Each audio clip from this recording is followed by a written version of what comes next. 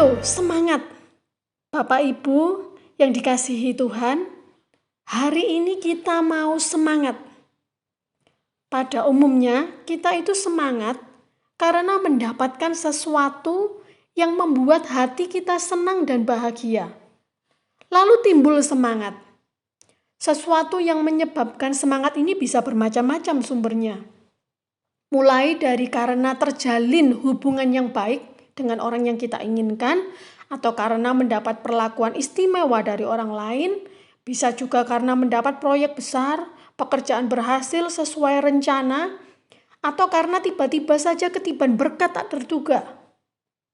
Apakah itu sebuah kesempatan atau peluang sampai kepada hal-hal materi? Tidak terduga sama sekali.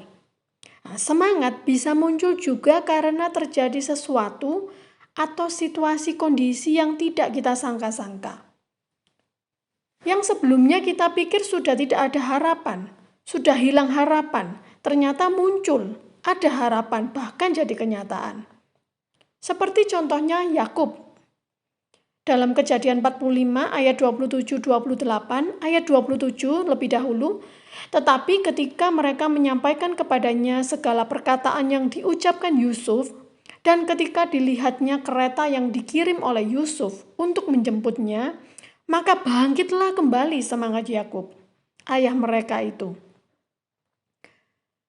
Ayat 27 di dalam terjemahan lain dikatakan, ia pun bersuka cita dan gairah hidupnya timbul lagi. Nah, kemudian lanjut di ayat yang ke-28 kata Yakub, cukuplah itu, anakku Yusuf masih hidup.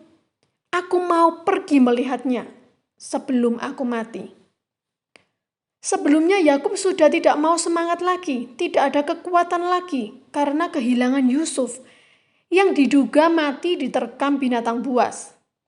Padahal Yusuf itu dijual oleh saudara-saudaranya sendiri yang iri hati.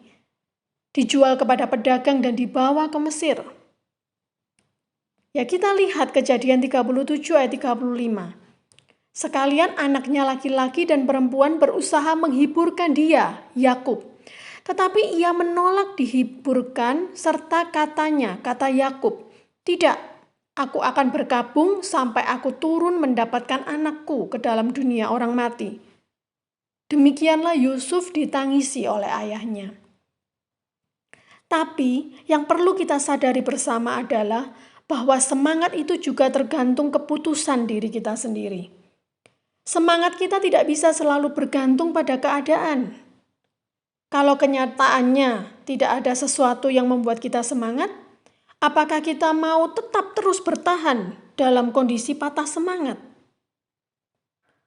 Patah semangat itu sudah hilang harapan. Berpikir bahwa sudah tidak ada lagi yang bisa membuat situasi atau kondisi menjadi lebih baik. Seperti Yakub yang menolak dihiburkan, serta berkata, tidak, aku akan berkabung sampai aku turun mendapatkan anakku ke dalam dunia orang mati. Kenyataannya, tidak mungkin kita menunggu datangnya situasi yang menyenangkan hati, baru kita mau semangat. Sebab banyak sekali waktu yang akan terbuang sia-sia. Oleh sebab itu, mau semangat atau tetap loyo adalah keputusan pribadi kita masing-masing. Amsal 18 ayat 14 berkata, orang yang bersemangat dapat menanggung penderitaannya, tetapi siapa akan memulihkan semangat yang patah? Penderitaan ini memang tidak selalu karena penyakit atau kesakitan. Ya, seperti arti dalam bahasa asli di ayat tersebut tentang sakit penyakit, kesakitan. Namun ayat tersebut juga bisa mewakili kesulitan-kesulitan atau masalah berat lainnya yang kita hadapi sehari-hari dalam hidup kita. Ya, ayat 14, Amsal 18, ayat 14 dalam terjemahan lain dikatakan, semangat seseorang dapat meringankan penderitaan. Tetapi apabila semangat sudah patah, apalagi yang masih dapat diharapkan. Nah, orang yang semangat, yang pertama itu jadi lebih kuat. Biasanya belum sudah merasa capek, udah nggak sanggup. Tapi orang yang semangat bisa tiba-tiba kuat melakukan apapun. Nah, yang kedua, orang yang semangat jadi punya harapan. Tidak semangat karena menghadapi masalah yang tidak tahu jalan keluarnya. Itu membuat pikiran jadi negatif, mulai takut dan khawatir. Tidak semangat. Tapi orang yang punya semangat jadi punya harapan.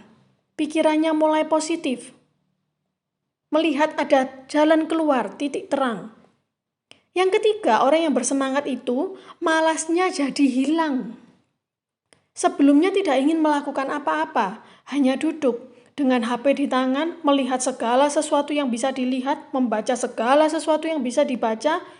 Istilahnya zaman sekarang mager, malas gerak. Ya, malas gerak. Tapi semangat membuat seseorang itu ingin melakukan sesuatu, tidak hanya diam, mencari kegiatan yang bermanfaat. Nah, yang keempat, orang yang bersemangat itu pikirannya jadi terang. Terinspirasi banyak hal, muncul ide-ide. Semangat itu adalah salah satu modal utama untuk tetap menjalani hidup sampai ke tujuan akhir kita. Tapi bukan sekedar semangat, melainkan semangat yang terarah, terkendali, dan tepat sasaran sesuai pimpinan Allah Roh Kudus. Kita lihat di dalam Amsal 19 ayat 2 dikatakan tanpa pengetahuan, kerajinan pun tidak baik. Orang yang tergesa-gesa akan salah langkah. Jadi bukan sekedar semangat, tapi kita perlu pengetahuan tentang apa yang sedang atau yang akan kita kerjakan. Supaya terarah dengan baik. Sebab tanpa pengetahuan yang benar, kita akan banyak melakukan kesalahan yang seharusnya tidak perlu terjadi. Lalu di Amsal 6 ayat 18, dikatakan hati yang membuat rencana-rencana yang jahat, kaki yang segera lari menuju kejahatan. Kaki yang bergegas-gegas, yang dengan semangat lari menuju kejahatan. Ini model semangat yang tidak terkendali. Membiarkan diri dikendalikan oleh si jahat, semangatnya tidak dikendalikan oleh pimpinan Roh Kudus yang adalah Tuhan sendiri. Roma 10 ayat 2.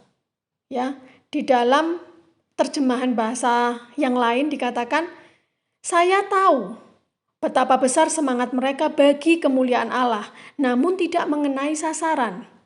Lalu dilanjutkan Roma 10 ayat 3 di dalam terjemahan yang biasa kita baca, sebab oleh karena apa mereka tidak mengenal kebenaran Allah, dan oleh karena mereka berusaha untuk mendirikan kebenaran mereka sendiri, maka mereka tidak takluk kepada kebenaran Allah. Ya, dalam Roma 10 ayat 3 di terjemahan lain tentang apa hal ini? Karena tidak mengerti bahwa Kristus mati itu membenarkan mereka di hadapan Allah. Sebaliknya mereka berusaha berbuat baik ya dengan jalan memegang teguh hukum-hukum adat istiadat supaya menyukakan hati Allah. Tapi itu bukanlah jalan keselamatan Allah dikatakan. Jadi tidak mengenai sasaran. Semangat tapi salah sasaran karena tidak mau berusaha mengerti apa kebenaran Allah itu. Bagaimana sebenarnya jalan Tuhan. Ya, Yesaya 40 ayat 29 dan 31 dikatakan, Dia memberi kekuatan kepada yang lelah dan menambah semangat kepada yang tiada berdaya. Tetapi orang-orang yang menanti-nantikan Tuhan mendapat kekuatan baru. Mereka seumpama Raja Wali yang naik terbang dengan kekuatan sayapnya. Mereka berlari dan tidak menjadi lesu. Mereka berjalan dan tidak menjadi lelah. Sebuah kebenaran yang menjadi kekuatan orang percaya yaitu bahwa Dia Tuhan yang memberi kita semangat yang baru. Semangat dalam Alkitab sering memakai kata spirit. Seperti Yakub dikatakan rohnya bersemangat. Roh yang Allah taruh dalam diri manusia. Jadi benarlah bahwa orang-orang yang rohnya bisa semangat kembali dan mendapat kekuatan baru adalah orang-orang yang mendekat kepada Tuhan, yang dalam keadaan apapun roh yang di dalam diri manusianya itu selalu bersekutu dengan Allah Roh Kudus. Dunia juga bisa mengusahakan dirinya untuk semangat dengan kekuatan dirinya sendiri. Tapi bagi orang yang percaya kepada Tuhan, saat sudah tidak ada lagi kekuatan untuk bersemangat. Simply come unto Christ, yang artinya datang saja kepada Yesus Kristus, Sang sumber kekuatan dan semangat yang baru. Puji Tuhan. Bapa, kami bersyukur atas kekuatan dan semangat yang baru pada hari ini. Dengan iman kami akan melangkah menjalani hari-hari kami ke depan. Terima kasih Tuhan, hanya di dalam nama Tuhan Yesus Kristus kami berdoa dan mengucap syukur. Haleluya. Amin.